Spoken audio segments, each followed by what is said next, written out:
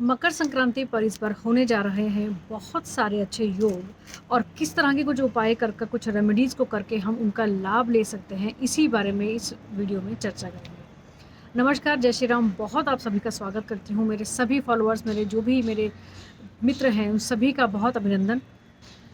आने वाली ये जो मकर संक्रांति है, जो कि है 14 जनवरी को, ये बहुत ख़ास होती ही है और इस बार कुछ ज़्यादा ख़ास है। क्यों है, इस बारे में बात करेंगे। मकर संक्रांति एक्चुअली क्यों ज़्यादा खास है? पूरे साल में 12 संक्रांतियाँ होती हैं। संक्रांति का मतलब है कि सूर्य जब एक राशि से दूसरी राशि में गोचर करते हैं, प्रवेश करते हैं, उसको कहा जाता है सूर्य संक्रांति। लेकिन पूरी 12 में से मकर संक्रांति ही ज़्यादा खास है। उसका सबसे बड़ा कारण एक तो ये है कि इस दिन के बाद से सूर्य जो हैं वो उत्तरायण हो जाते हैं, यानी कि शुभ कार्य शुरू हो जाते हैं। इसी दिन से खर मास समाप्त माना जाएगा। जो भी शुभ कार्य हमें करने हैं, चाहे वो विवाह से संबंधित हों, नए चीज़ों को शुरू करने की बात हो, गृह प्रवेश करने हो, किसी भी तरह के शुभ कार्य, पूजा पाठ इत्यादि सब इस दिन से शुरू हो जाते हैं। दक्षिणायन में नकारात्मक ऊर्जाओं का प्रभाव ज़्यादा रहता है और उत्तरायण में, जैसे कि मकर संक्रांति के बाद से सूर्य हो जाएंगे, इस समय से माना जाता है कि सकारात्मक ऊर्जाएं जो हैं वो ज़्यादा प्रबल रहती हैं।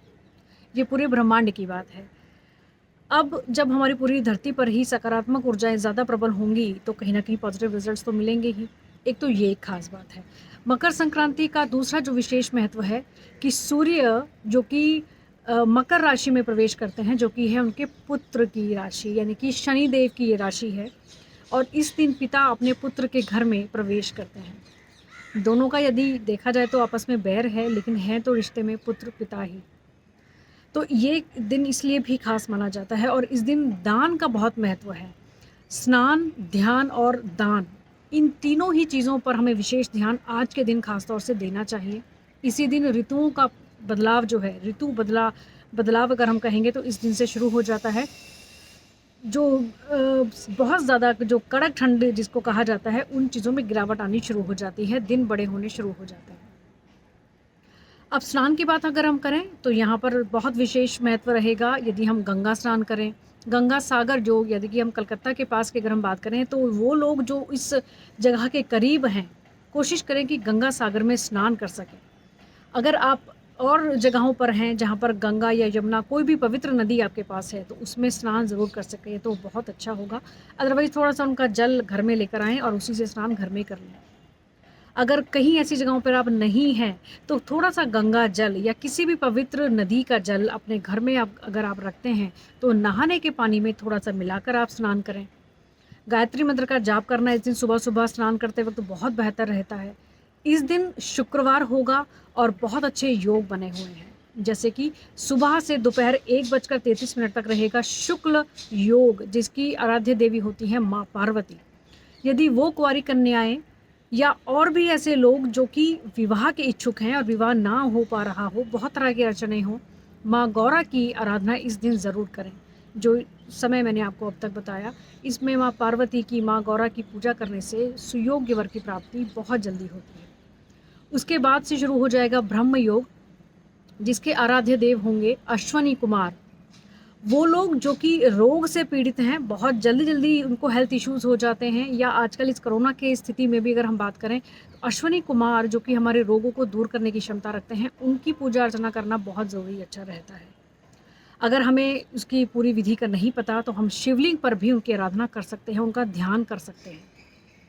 अब दूसरी हम बात करेंगे, ये तो स्नान और ध्यान की बात हो ही गई, अब बात करते हैं दान की। दान का बहुत विशेष महत्व है इस दिन के दिन। बहुत से लोग गर्म कपड़ों का दान करते हैं, जो कि ज़रूरतमंद लोग हैं उनको गर्म चीज़ें देते हैं। बहुत से लोग खिचड़ी का दान करते हैं इस दिन। माना जाता है कि इन दान को करने से बहुत पुण्य की प्राप्ति तो आपको होती ही है, और ऐसा क्या ख़ास है कि हमें इस दिन ज़्यादा हमें कुछ मिलेगा दान करने से या कुछ और अच्छे काम करने से। पूरे वर्ष भर में बहुत बार ऐसे मौके हमें मिलते हैं, कुछ विशेष ऐसे दिन होते हैं जिस दिन कोई ख़ास रेमेडीज़ को किया जाए, किसी दान को किया जाए या किसी विशेष पूजा पाठ को किया जाए, तो उसका जो विशेष महत्व है, जो फल है, वो हमें कई गुना होकर मिलता है। उसमें से ही ये एक दिन है जिसे हम मकर संक्रांति के नाम से जानते हैं।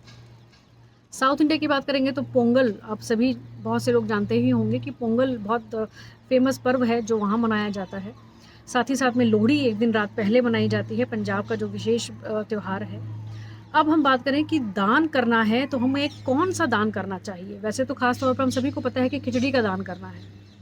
क्या कोई ऐसी हमारी कुंडलियों के हिसाब से, ग्रहों के हिसाब से भी दान होते हैं जो कि हमें विशेषकर कर लेने चाहिए? उसके बारे में बात करते हैं। अगर आपकी कुंडलियों में किसी भी तरह से कोई भी प्लैनेट, अगर कोई भी ग्रह या तो पीड़ित है या कमज़ोर है या किसी ऐसे ग्रह के साथ है जो उसको ख़राब करने का काम ही करेगा, यानी कि कहा जाए तो कोई भी प्लैनेट अगर ऐसा है जो अच्छा प्रभाव ना दे पा रहा हो या हमेशा नेगेटिव उसका इफ़ेक्ट ही मिल रहा हो, और यदि ख़ास तौर से उसकी महादशा आ जाए तो बिल्कुल ही हमें नेगेटिव इफ़ेक्ट्स मिलेंगे। उसके लिए क्या करें?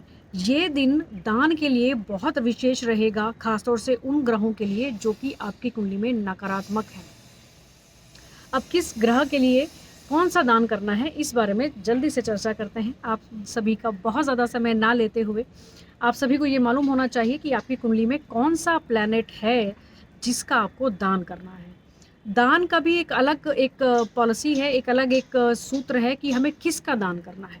किसी का भी मन में आया हमने दान कर दिया, वो भी आपके लिए गलत होगा, लेकिन ये पता होना बेहद ज़रूरी है कि आपकी कुंडली में कौन-सा ग्रह कमज़ोर है, जिसका दान करना है। सबसे पहले अगर आपको ये पता है कि सूर्य आपकी कुंडली में नीच राशि के हैं या राहु की युति में है या किसी भी तरह से आपको परेशान करने वाली अवस्था में है, तो आपको क्या दान करना है? सबसे पहले गुड़ या गुड़ से बनी हुई रेवड़ी।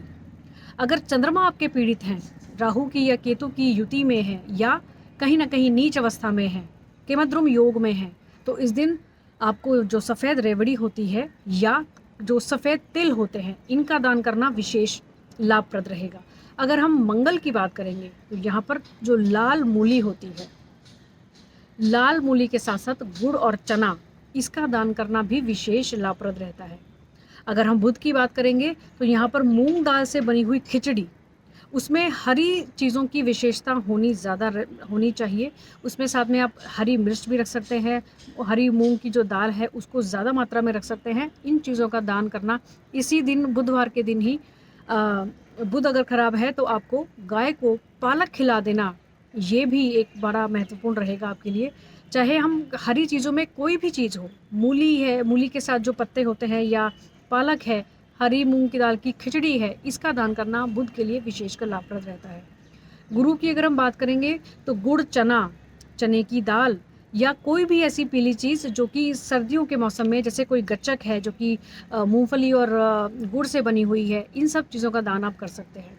शुक्र की अगर हम बात करेंगे तो यहाँ पर भी चावल या जो सफ़ेद वाली रेवड़ी होती है, जो सफ़ेद तिल की बनी होती है, इन चीज़ों का दान आप कर सकते हैं। दान हमें उन्हीं चीज़ों का करना है जो कि अगर हमारे प्लैनेट्स ख़राब अवस्था में हों। अगर हम शनि की बात करें तो ज़्यादातर ये चीज़ों को कई बार हमारी बहुत सी कुंडलियों में ये ख़राब अवस्था में मिल ही जाते हैं। अगर आपकी साढ़े साती चल रही हो या ढैया है या नीच राशि के शनि आपकी कुंडली में है, तो शनि से संबंधित आपको दान जो करना है वो होगा ख़ास तौर से काले तिल, रेवड़ी जो कि गुड़ वाली बनी होती है, सफ़ेद नहीं, यहाँ पर गुड़ वाली जो रेवड़ी है, या फिर काला कंबल। आप इन चीज़ों का दान शनि के लिए कर सकते हैं। अगर हम राहु की बात करेंगे तो यहाँ पर मूली और सफ़ेद रेवड़ी।